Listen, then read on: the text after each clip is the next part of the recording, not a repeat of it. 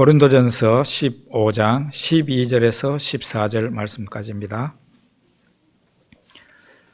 같이 읽겠습니다. 그리스도께서 죽은 자 가운데서 다시 살아나셨다 전파되었거늘 너희 중에서 어떤 사람들은 어찌하여 죽은 자 가운데서 부활이 없다 하느냐.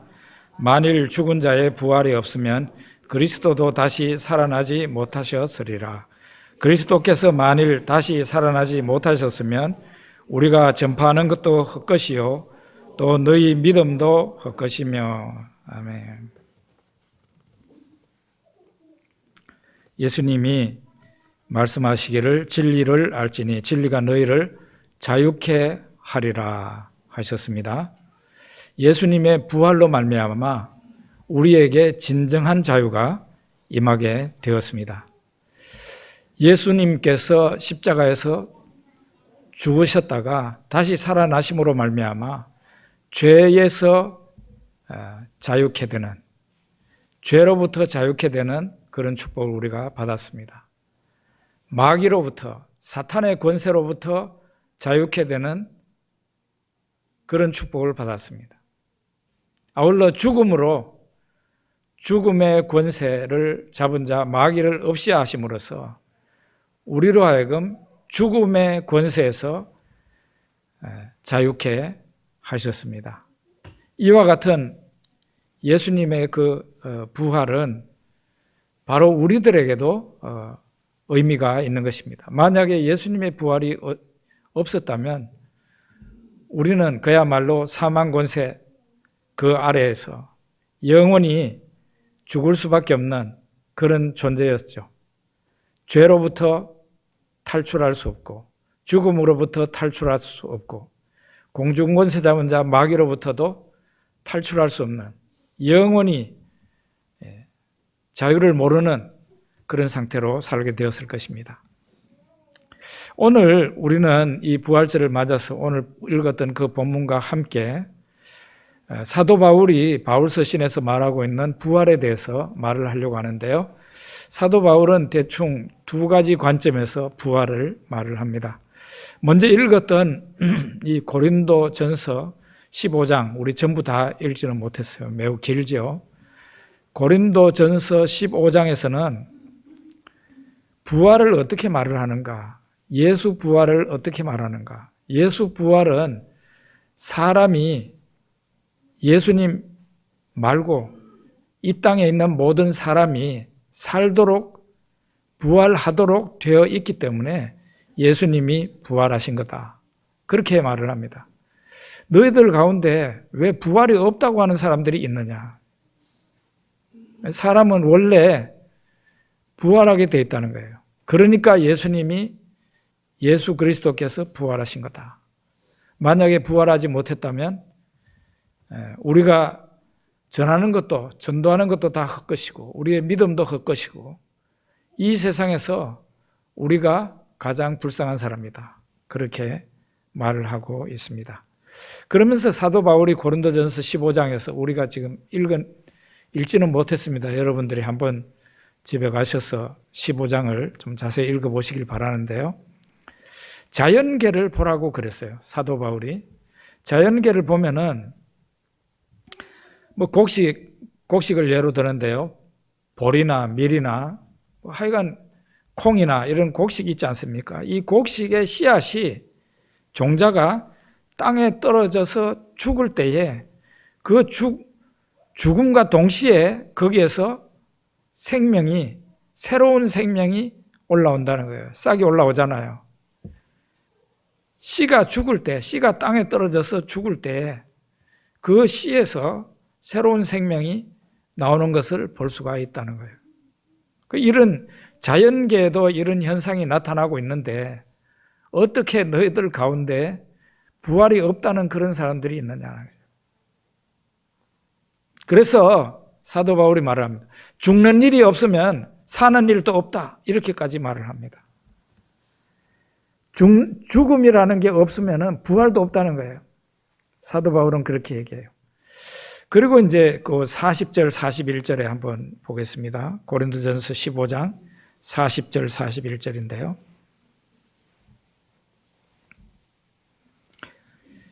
예, 읽어봅니다. 하늘에 속한 형체도 있고 땅에 속한 형체도 있으나 하늘에 속한 것의 영광이 따로 있고 땅에 속한 것의 영광이 따로 있으니 해의 영광이 다르고 달의 영광이 다르며 별의 영광도 다른데 별과 별의 영광이 다르도다. 그러면서 이제 이어지는 말씀이 어떤 말씀인가 하면은 물에서 사는 물고기는 그 물에서 살아가기 적합한 몸을 가지고 있다는 거예요. 그리고 땅에 살고 있는 사람들과 짐승들, 동물들, 곤충들 이런 것들은 땅에 이 땅 위에서 살아가는 가기에 적합한 그런 몸을 가지고 있다. 그리고 새들은 공중을 날아다니면서 살고 있는데요. 새들은 저 하늘에 날아다니면서 살아가기 적합한 몸으로 되어 있다는 겁니다. 하나님께서 모든 생물들을 이 세상에 창조하실 때에, 만물을 창조하실 때에 그들이 사는 곳에 적합하게 사람을 지었었다는 거예요. 이처럼 현재 우리의 몸과 장차 우리의 몸이 사는 곳이 다르다는 거예요. 지금 현재 우리의 몸은 지금 여기 우리가 말할 필요도 없이 이 땅 위에, 지구 위에 살아가고 있습니다. 이 땅 위에 지금 살고 있는 우리들에게는 지금 이 땅에서 살기 적합하게 우리의 몸이 되어 있어요. 심지어는 우리의 몸조차도 이 땅, 흙의 요소하고 똑같은 요소로 되어 있죠. 여러분 그거 아시죠? 이렇게 이 땅에 속한 몸으로, 이 땅에서 살아가기 적합한 몸으로 하나님께서 우리를 지으셨지만, 그러나 사람은 이 상태로 끝나는 게 아니라는 거예요. 장차 새하늘과 새 땅에 들어가게 되는데, 저 하늘나라에 들어가게 될 텐데, 거기에서 적합한 몸을 입고 있어야 되는 거예요. 그게 바로 부활체예요.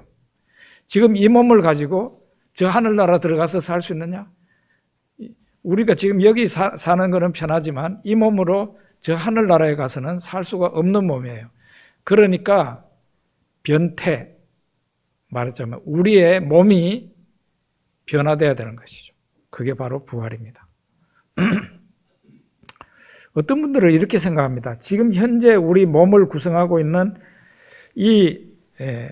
지금 땅의 흙하고 요소가 똑같다 그러잖아요. 그 몸으로 부활하는가? 그렇지 않습니다. 지금 이 몸으로 부활하는 게 아니고 예수님이 보여주셨잖아요. 예수님이 부활하신 그 몸은 문이 다 닫혀 있는데도 예수님이 문을 열지도 않고 바로 제자들 중간에 와서 서셨어요. 가실 때에도 순식간에 없어지셨어요. 그러니까 이런 몸인 거예요.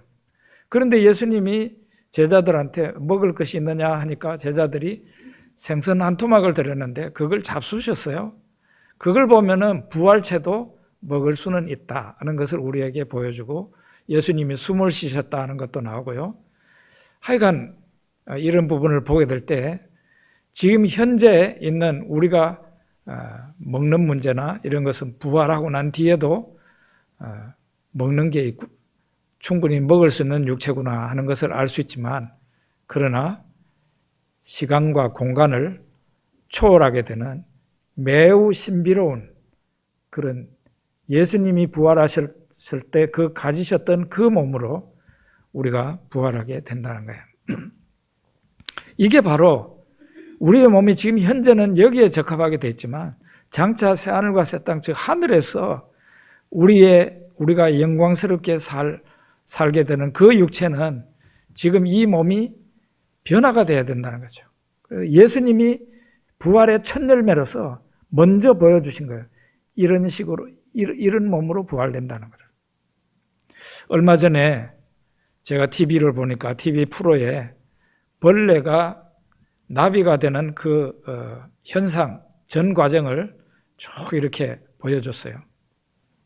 요즘 영상도 참 좋잖아요. 그래서 그 굉장히 세밀한 영상으로 이제 그 전 과정을 보여주는데 거기에 이제 나와서 출연해가지고 있는 사람이 4명 내지 5명 정도가 이제 같이 시청하면서 대화를 나누는 거죠. 어떤 한 사람은 강의를 하고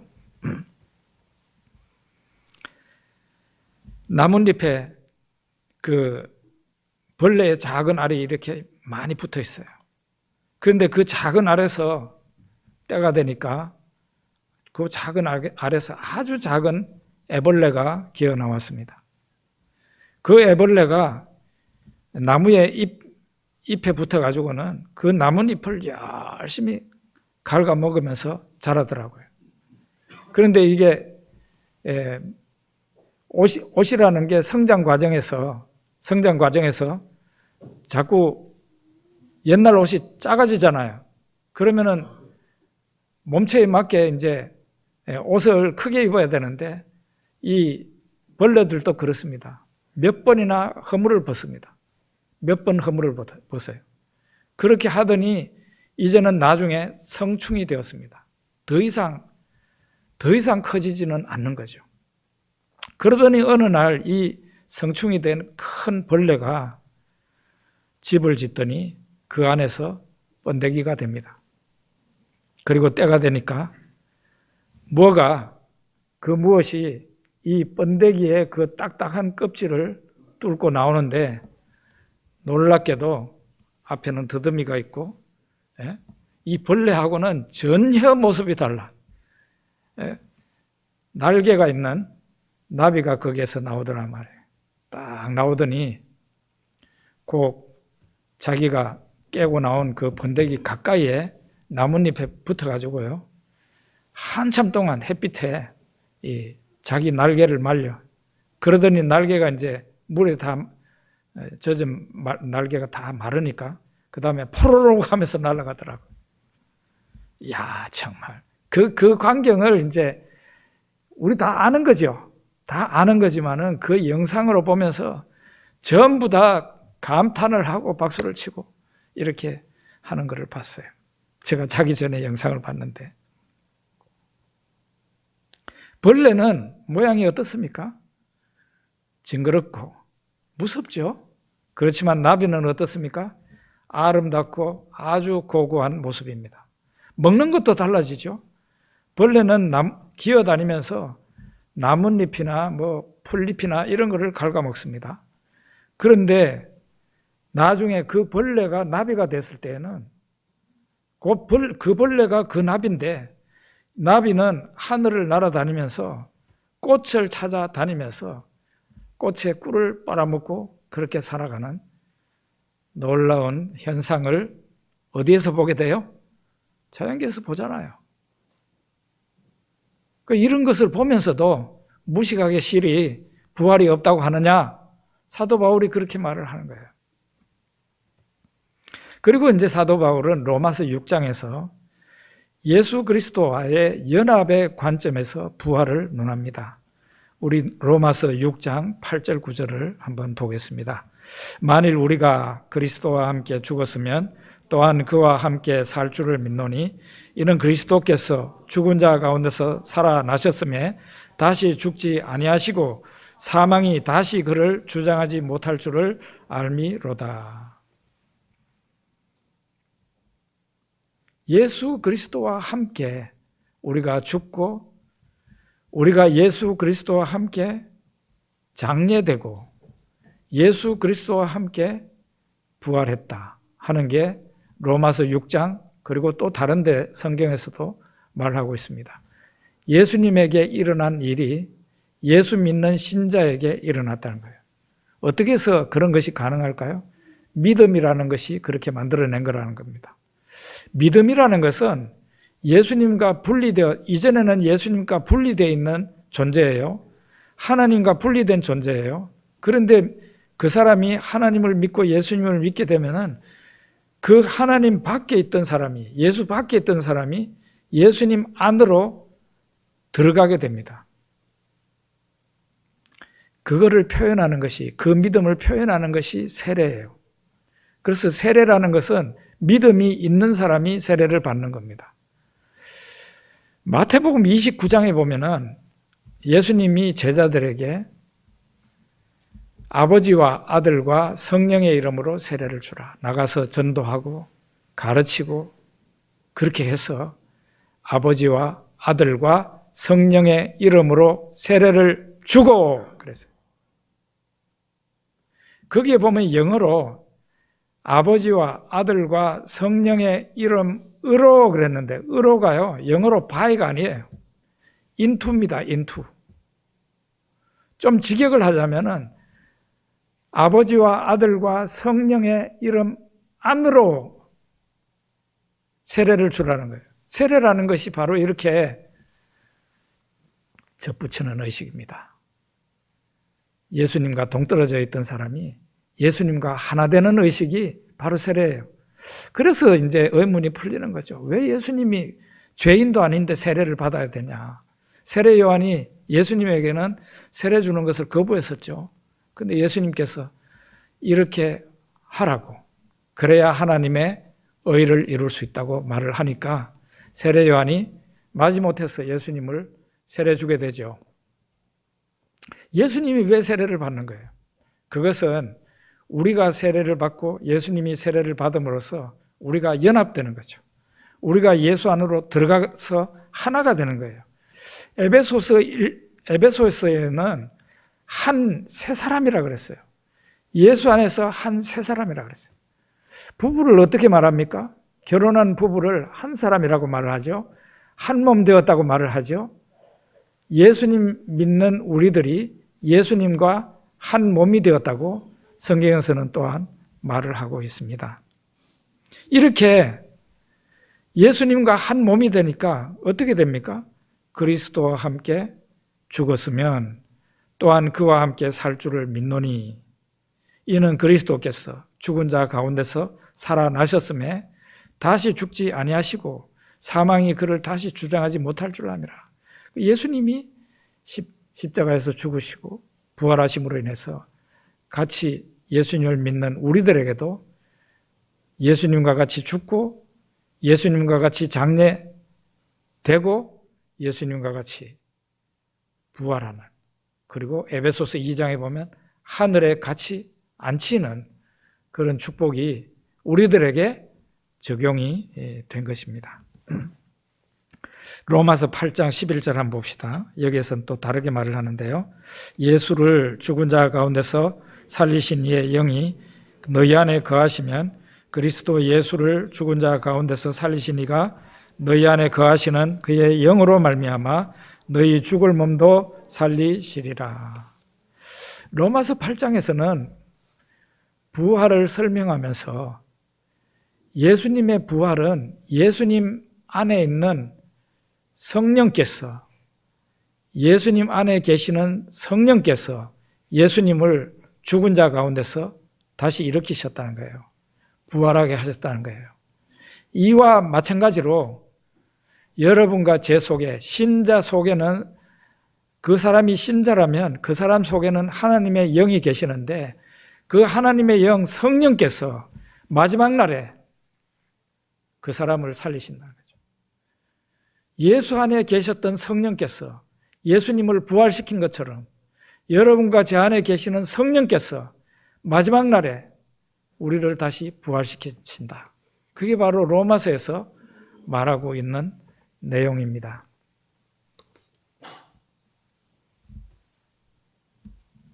마트에서 달걀을 파는데 달걀을 보면은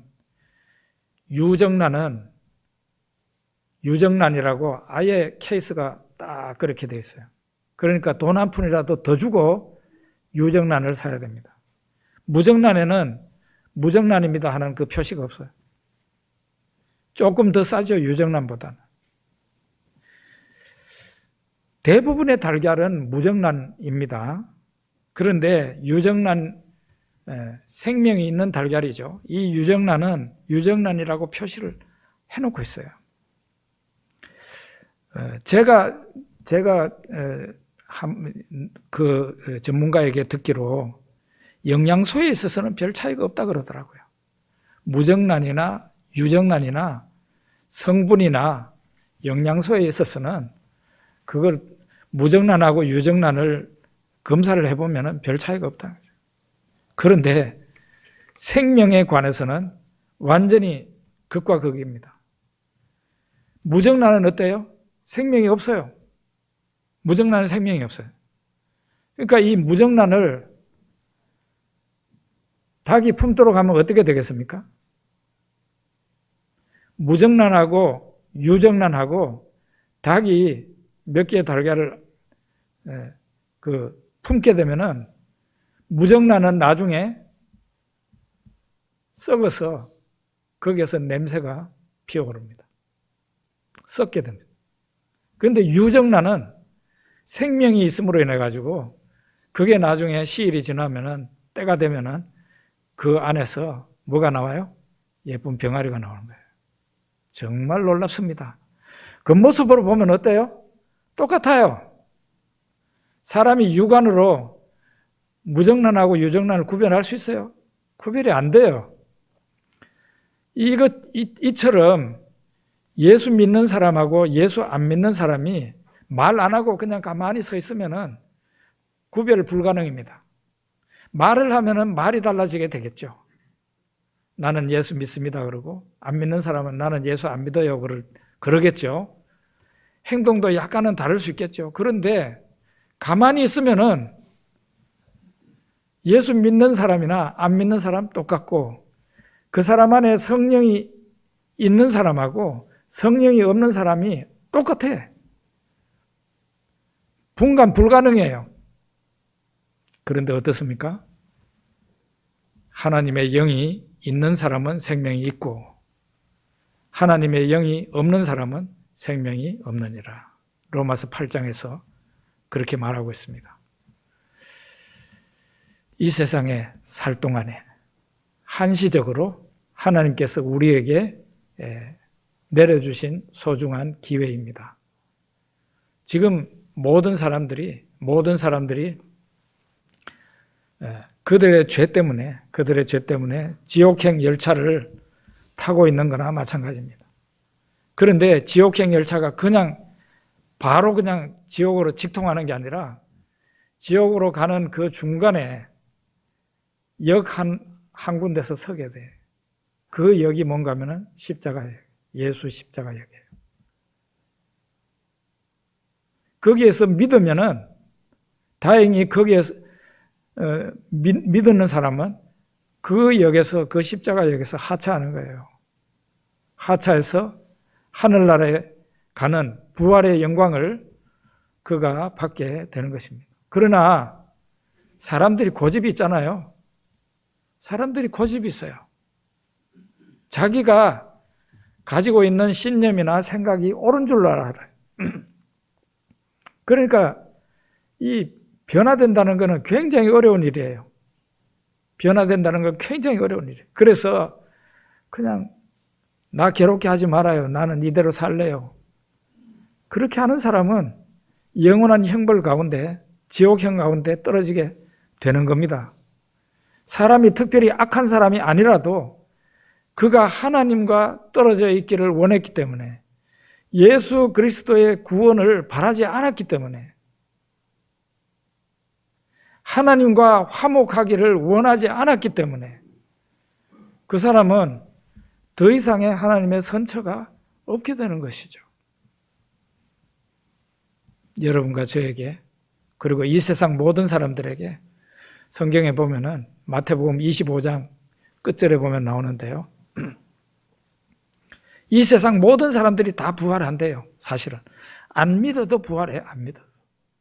사람은 원래 부활하게 돼 있어요. 하나님이 그렇게 창조하셨다는 거예요. 그러니까 예수 믿는 사람이라 할지라도 죽고 난 뒤에는 육신은 땅에서 썩고 영혼만 하늘나라 가잖아요. 그거는 사람으로, 천사는 그런 상태로 있을 수 있지만 사람이라는 존재는 불안정한 상태인 거예요. 온전치 못한 상태예요. 그러면 온전한 상태는 어떤 거냐? 몸을 입어야 돼요. 그게 바로 부활이 됨으로써 영광스러운 부활을 맞이함으로써 그 사람이 다시 온전한 사람으로 되는 것입니다. 불신자 역시 부활합니다. 그런데 그 불신자가 부활하는 것은 영광스러운 부활이 아니라 심판을 받기 위한 부활입니다. 마태복음 25장 끝부분에 보면 나와요. 한 사람은 생명의 부활로, 한 사람은 심판의 부활로 나오리라. 심판받는 그 현장에 안 믿는 사람들도 다 부활한다고 나와 있잖아요. 그리고 영광의 부활을 한 우리들이 예수님과 함께 하늘에서 내려오게 됩니다. 이 지상에는 사람들이, 안 믿는 사람들이 싹 다 부활해가지고 기다리고 있어요. 그래서 우리가 예수님과 함께 보좌에 앉아서 심판을 하게 된다고 성경에서는 말하고 있습니다. 무정란은 닭이 품게 되면 나중에 썩어버리지만 유정란은 나중에 그 속에서 새 생명, 예쁜 병아리가 그 속에서 나옵니다. 사람도 그렇다는 거예요. 성령이 있는 사람하고 성령이 없는 사람은 겉모습으로는 분간이 잘 안 되지만 성령이 계시는 사람은 마침내 예수님과 똑같은 예수님의 형상을 닮은 영광스러운 부활로 나타나게 되지만은 성령이 없는 사람은 심판의 부활로 나오게 된다 그랬어요. 징그러운 벌레가 나중에 어떻게 됩니까?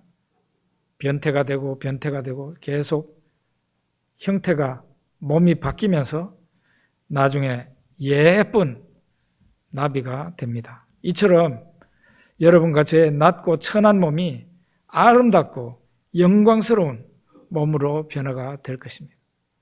그때는 전부 다 놀라게 될 거예요. 사람이 옷만 한번 근사한 옷을 입어도 사람이 싹 바뀌잖아요. 이 몸 자체가 물론 그 몸 안에 있는 영혼도 완전히 변화가 된 존재가 되는 거죠.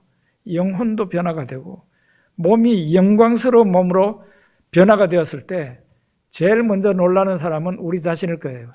내가 내 모습을 보고 놀라고 다른 사람을 보고 또 놀라고. 낮고 천한 몸이 아름답고 영광스러운 몸으로 변화가 됩니다. 이게 바로 부활이라는 거예요.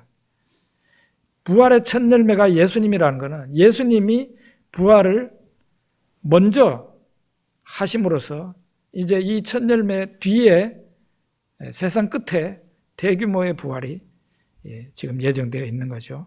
지금은 우리의 몸이 어때요? 낮고 천하고 병들고 다치고 죄짓고 우한 질고가 가득하고 결국은 죽을 수밖에 없는 비참한 육체, 비참한 몸을 우리가 가지고 있지만은 장차 우리의 몸이 어떻게 돼요? 죽지 않고 죄도 없고 병도 없고 죽지 않는 영원한 영광스러운 몸으로 주와 같은 형상으로 변화된다 그랬어요. 예수님과 같은 형상으로 변화되는 영광스러운 몸을 우리가 입게 되는 거예요. 이와 같은 장차 우리에게 있게 될 영광스럽고 아름다운 그 부활을 꿈꾸고 생각하고 사모하면서 우리가 남아있는 인생길 힘있게 살아가야 되겠습니다. 기도하겠습니다.